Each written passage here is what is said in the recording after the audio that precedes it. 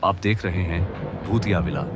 दोस्तों, अगर आप चैनल पर नए हैं तो चैनल को सब्सक्राइब जरूर कर लें और साथ ही वीडियो को लाइक करके नीचे कमेंट बॉक्स में अपनी राय जरूर दें ताकि हम आपके लिए ऐसी ही भूतिया घटना और ला सके।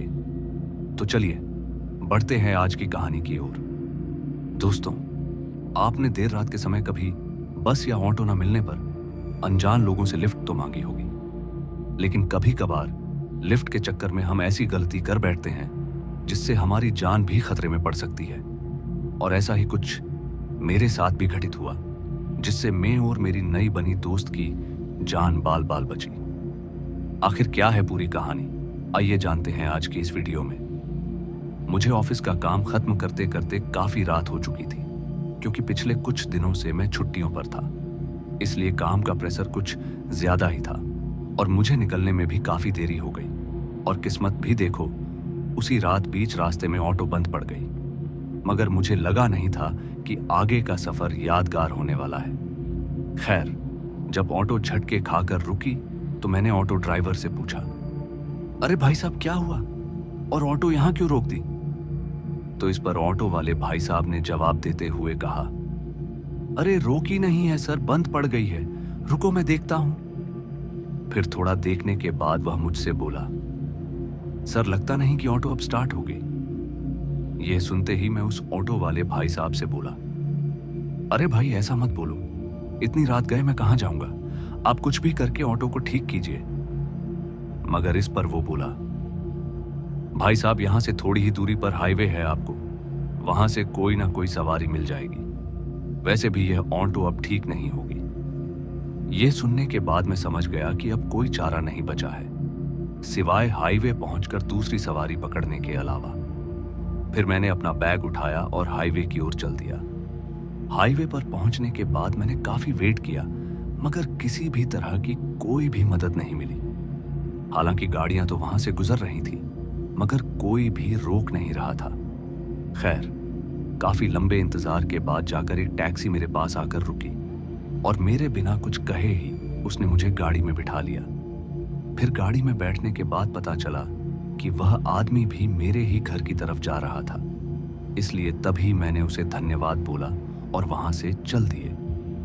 अभी हम लोग कुछ दूर ही आए थे कि रास्ते में कोई औरत लिफ्ट मांगती हुई नजर आई, और जब गाड़ी उसके पास पहुंची तो पता चला कि वह कॉलेज की प्रोफेसर है।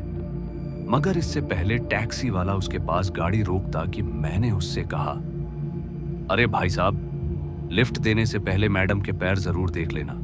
वह क्या है, मैंने सुना है कि अक्सर हाईवे पर लिफ्ट मांगने वाली औरतें ज्यादातर चुड़ैल ही निकलती हैं आजकल। मेरी बात सुनकर उस टैक्सी वाले ने मुस्कुराते हुए उस औरत के लिए गाड़ी रोक दी, और जब वह औरत गाड़ी में बैठ रही थी तो मेरा ध्यान उसके चेहरे से ज्यादा उसके पैरों पर था। मगर उसके पैर पूरी तरह कपड़ों से ढके हुए थे। मगर इससे पहले टैक्सी वाला उस औरत से पूछता कि जाना कहाँ है आपको, तो इससे पहले मैं ही पूछ पड़ा, अरे मैडम, वैसे आपको जाना कहाँ है? इस पर वह मैडम मेरी ओर देखते हुए बोली, बस थोड़ा आगे तक ही सर। अब उस टैक्सी वाले का तो पता नहीं, मगर मैं उस वक्त उस मैडम की खूबसूरती का कायल हो गया था, और वही दूसरी तरफ टैक्सी वाले का पूरा ध्यान सिर्फ और सिर्फ ड्राइविंग पर ही था। तो वही एक और मेरी नजर उस बेहद से भी बेहद खूबसूरत मैडम पर ही बनी हुई थी, और कहीं ना कहीं उस मैडम की जरूरत से ज्यादा खूबसूरती मेरे मन में कई सवाल पैदा कर रही थी। मगर वहीं मैडम लगातार उस टैक्सी वाले की ओर ही देखे जा रही थी। खैर, मैं बीच बीच में अपनी नजरों से उस मैडम के पांव की ओर भी देखने की कोशिश कर रहा था कि यह कंफर्म हो जाए कि वह मैडम है ना कि चुड़ैल। मगर अचानक ही वह मैडम टैक्सी वाले को देखते हुए जोर से चीखी, और उसके चीखते ही गाड़ी में एकदम से धुआं फैल गया और एकदम से ठंड बढ़ गई। धुआं इतना था कि कुछ दिखाई नहीं दे रहा था, और वही वह मैडम लगातार चीखे जा रही थी, और मैं टैक्सी वाले को गाड़ी रोकने के लिए बोले जा रहा था, मगर वो ना तो गाड़ी रोक रहा था और ना ही कुछ बोल रहा था। गाड़ी में अब ठंड इतनी ज्यादा हो गई थी कि मानो सब कुछ थम सा गया हो, और सांस लेने में भी बहुत ही दिक्कत हो रही थी। मगर इसी बीच मैंने किसी तरह गाड़ी का दरवाजा खोला और चलती गाड़ी से नीचे कूद गया। जिस वजह से मुझे बहुत जोर की चोट आई, मगर मैं अभी भी होश में था।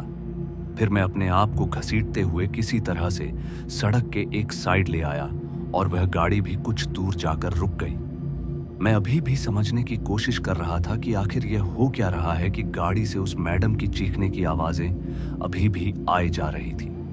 अब डर की वजह से मैं रोने को हो गया था कि तभी उस गाड़ी का दरवाजा खुला और धुआं गाड़ी के बाहर तक फैल गया और तभी वह मैडम चीखते हुए मेरी ओर आई, मगर अब उसके शरीर से खून निकल रहा था।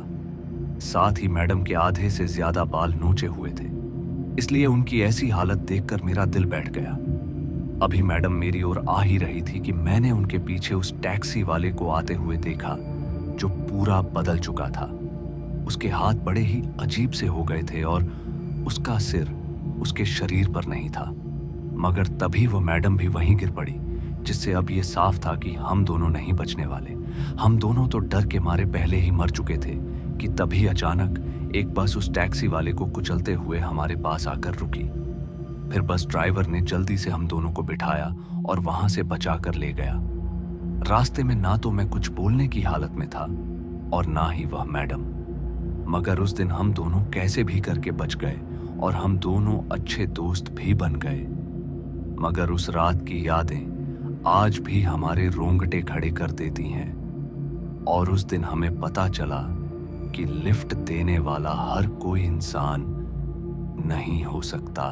तो दोस्तों, आज की इस कहानी में बस इतना ही, और मैं आपका दोस्त जल्द मिलूंगा एक ऐसी ही और डरावनी कहानी के साथ। धन्यवाद।